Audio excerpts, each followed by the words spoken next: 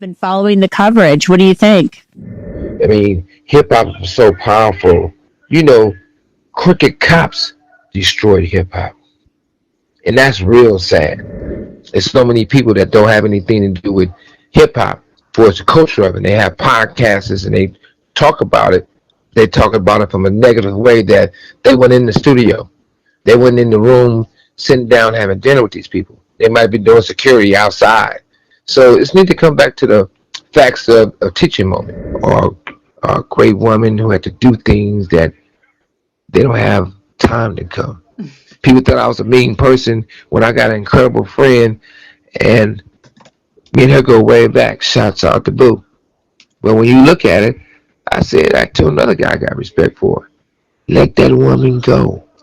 If you're in a situation where you can't walk and stand up and you're wearing diapers and can't hold nothing, don't make the other person miserable. That's why I don't fault people or blame it on people. I let them go. I don't say they gotta come visit me all the time. We gotta grow from this. We gotta stop making it about one person. One person should never be more important than hip hop. Well, I think I wish, even though there's a lot of stake on the line for his Puffy's freedom, but I wish we can do something for the culture of hip hop. And it's so important that we starting to build hip hop over, because I think over the years a lot of stuff then tore hip hop down. And you know what I mean by that. I know that I used to go to schools and talk to young kids, and they'd be like, "Oh, I want to do this when I grow up." Someone would say, "I want to be a football player, a basketball player, a rapper, a singer." And I'm like, "That's good, as long as it's not a drug dealer, as long as it's not something that you can lose your life over or end up in prison, right?"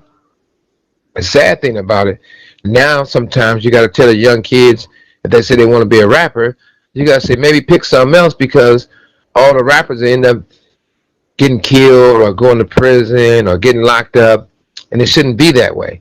So I think it's a time for us to try to restructure the culture of hip hop and do more positive.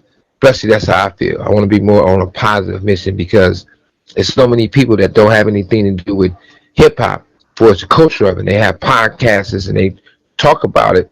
They talk about it from a negative way that they went in the studio.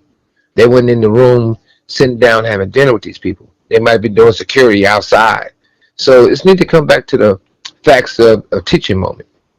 How do you think you do that? Obviously you're in prison for manslaughter. Are you working to do that somehow from where you are? And how do you think you can do that? Absolutely, because I take accountability for anything I do wrong or right. And I think we all should do that, right? So you take Puffy. Puffy's on the stand. And I say this a lot, and a lot of people cuts it off because they don't want the whole truth out there. And on the stand, I say, well, they're trying to get Puffy for RICO. Now, question, Capricorn. I know Capricorn. Right. So Capricorn was around Death Row before she ended up at Bad Boy. And my cigars and go out to Capricorn, and I felt sort of bad for Capricorn. So from there, she started working for Bad Boy. And the things they did to her, if they all true, for threatening her in the park or doing those type of things, that's bad to do a woman like that. But at the same time, they saying it's a RICO situation. So they called Capricorn for a meeting, and it was Puffy, Jimmy Iovine, and the enforcer. She thinks she's going over there to maybe get a job or maybe do a project. Mm-hmm. And she was told by Jimmy that, hey, you got to take this money that we're going to give you to shut up. You don't have a choice. Take it or something's going to happen to you. That's his words. He told her, according to Capricorn. Now, during the trial, Capricorn Clark testified that Sean Combs had shoved her at his Miami mansion and that he had made threats to her over the years. Clark mentioned that after Sean Combs fired her, he was supposed to give her a reference. So when she met with record industry executive Jimmy Iovine, she thought it was about a job. but she testified that Iovine told her to leave Puff alone or this won't end well for you. Clark also testified that she received a $500,000 settlement from Combs' company. So back to Suge Knight and his thoughts on the music industry. He believes there's corruption in the highest ranks of the business. But more importantly, I don't feel that these people should be getting in trouble like that. I think it should be a situation where they should work a deal with Puffy. They should work a deal with Jimmy Iovine. They should work a deal with Clyde Davis, Russell Simmons. A lot of these guys have passed away. But the people who have not passed away, they should work a deal with these people. They should allow these people to get on the stand. That will help the culture of hip-hop. That will help the culture of the young people, the young generation. Because if Jimmy Iovine gets on the stand and tell his truth, if Puffy gets on the stand and tell all his truth, and all the rest of them, that's a teaching moment. What that does, it's so powerful. That'll be one of the best blessings of God that we can receive for hip hop. Because at the same time, Puffy did some things wrong. So do all of us. But we need to learn from it. So right there, Suge Knight says Sean Combs should take some type of deal. Federal prosecutors said they offered Sean Combs a plea deal before trial, and he declined it. Not once, but twice. Now, during the trial, the jury also heard testimony from rapper Kid Cudi, whose legal name is Scott Muscudi. Muscudi testified that he was hanging out with Cassie in 2011, and that he thought Cassie and Combs were broken up at the time. According to Muscudi, that led Combs and one of his security guys to break into his house. Muscudi testified he drove to his home to confront Combs, and then Capricorn Clark had testified that Muscudi took off, and Combs and his security guy chased Muscudi through the Hollywood Hills. The next month, Muscudi said someone tossed a Molotov cocktail into his Porsche, and he believed Combs was responsible. Muscudi said he met Cassie when they recorded a song together. Suge Knight had thoughts on that, too. I don't believe that Kid Cudi was fair. I didn't think it was right that Kid Cudi know that Puffy paid this man to do a song on Cassie. He didn't pay you to have sex with her. So if he loved this woman, love is powerful. It's been a lot of times I done dated women and didn't really understand how to love a woman. But when you find that woman you love, you willing to fight over her, you willing to fight for her, you willing to protect her, you willing to, go and rage. So that's powerful. So for Puffy to pay this man and do a hit song on Cassie and he have sex with her and he love her, naturally he want to deal with this guy. So Kid Cudi was out of line for even having sex with her. I think Cassie's husband is out of line for stepping in and getting money and marrying her and having kids with her.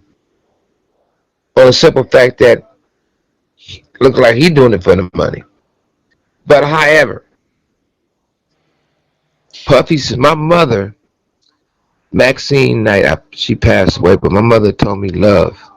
My mother told me how to be respectful. Do I do everything my mother say? No. But for the most part, I never forget the things she taught me. Throughout this trial, we've heard about the freak-offs. We've heard about Sean Combs enjoying watching his sexual partners having sex with male escorts and directing these sexual encounters. We've heard about the candles, the baby oil, and other really disturbing things, like a sex worker urinating in Cassie Ventura's mouth.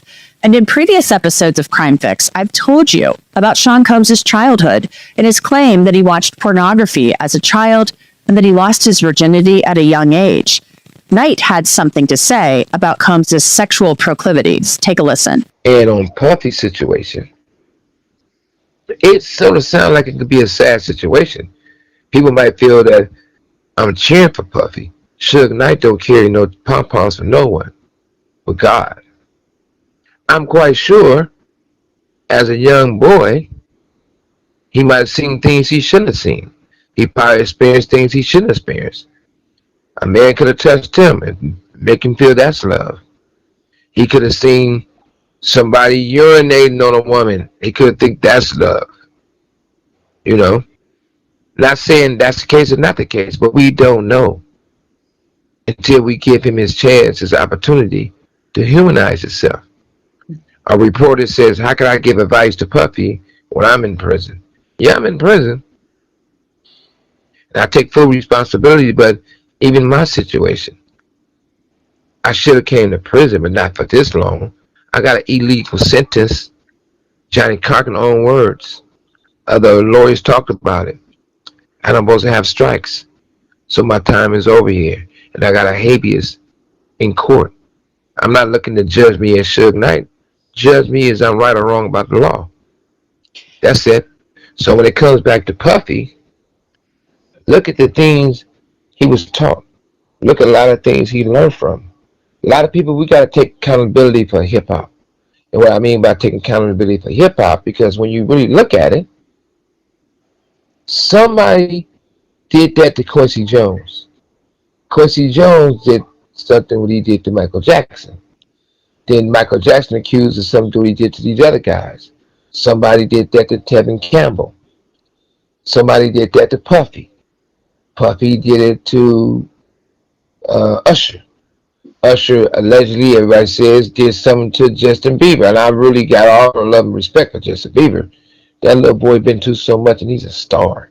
He should never have to go through that. So if we don't fix the situation, history will continue to repeat itself. Hip hop is so powerful. Music is so powerful. That's the one thing that brings people together. That's the language that makes us feel better.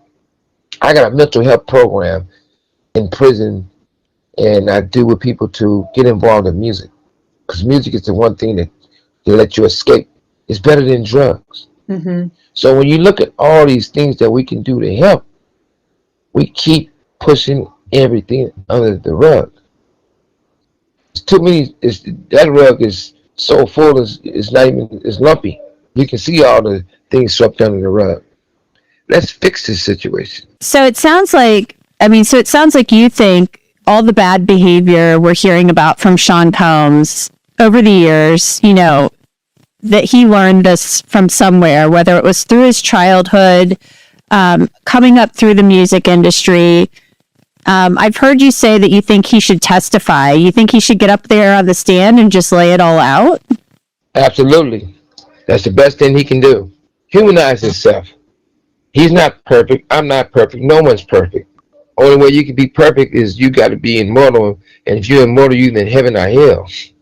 I'm not ready to go to heaven, but I will go. But at the same time, in Puffy's situation, why do everyone else get to walk away scot-free and he the only one being... It's a bad thing when you take a father away from his kids, because that put his kids in prison.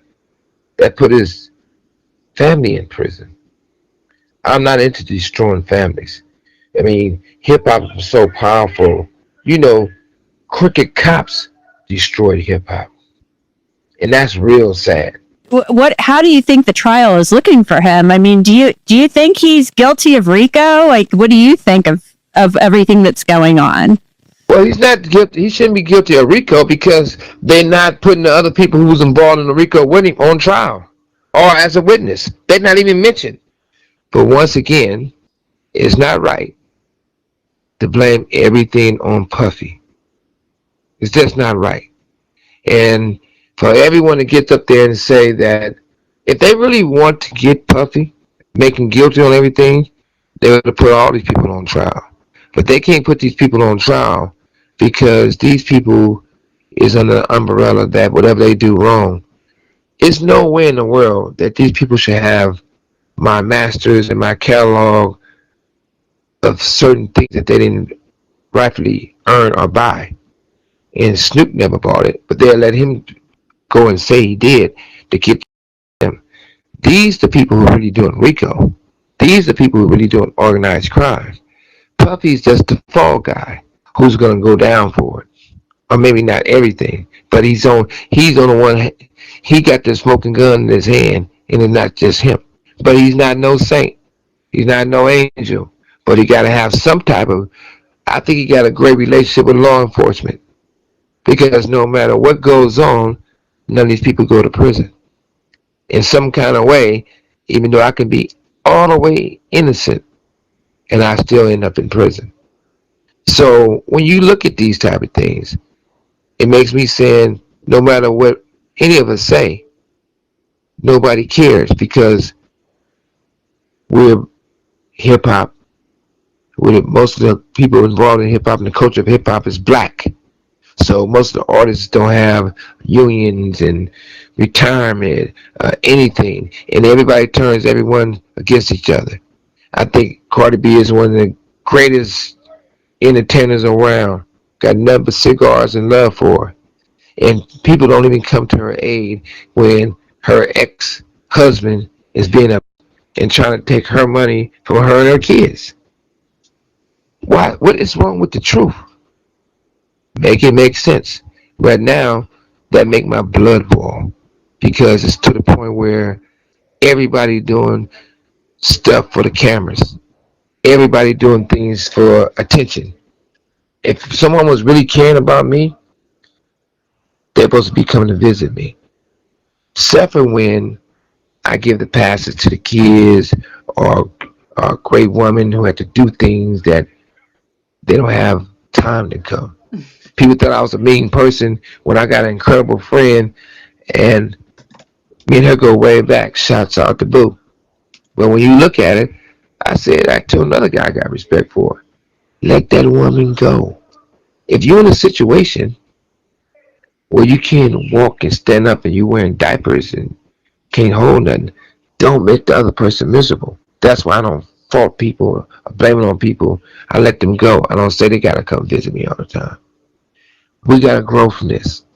We gotta stop making it about one person. One person should never be more important than hip hop, and that even goes for me. So I'm just gonna say this: the outcome would be a lot better and more helpful if we all do what's right for the culture of hip hop. Let Puffy tell his truth. Puffy gets on that stand. Humanize yourselves. Bring everyone else and put them on the stand. They have hip hop, but they don't have to go to prison for it. Once again, I'm not saying I'm Mr. Right, but I am Suge Knight. I'm out. Thank you so much. Well, I appreciate you spending so much time with me. Do you think he will be convicted? I know we're still early on in this trial. I don't think he'd be convicted with too many things. Really? He might get something, no. Only reason why they're going to probably give him something because he got to get something because they made him look like a monster. Nobody lets Frankenstein go. Frankenstein could have been the nicest guy in the whole neighborhood. But once they say Frankenstein is the bad guy, people are going to beat him or want him dead. Well, once again, we all will get better when we do better. Do you think he's a monster? My heart is nowhere near pure enough to judge. I am not God. And God looking at me and say, shut up. That's the only person who could tell me to shut up. God right there said, shut up. Suge Knight, you are not perfect. And you know it. So that's that. So you think they might get him on something, but you don't think he'll be convicted of everything? Probably not of everything. But they're gonna, they sell baby oil. Baby oil is, they got baby oil in the feds. All right. Enjoy yourself. So those were some of Suge Knight's thoughts.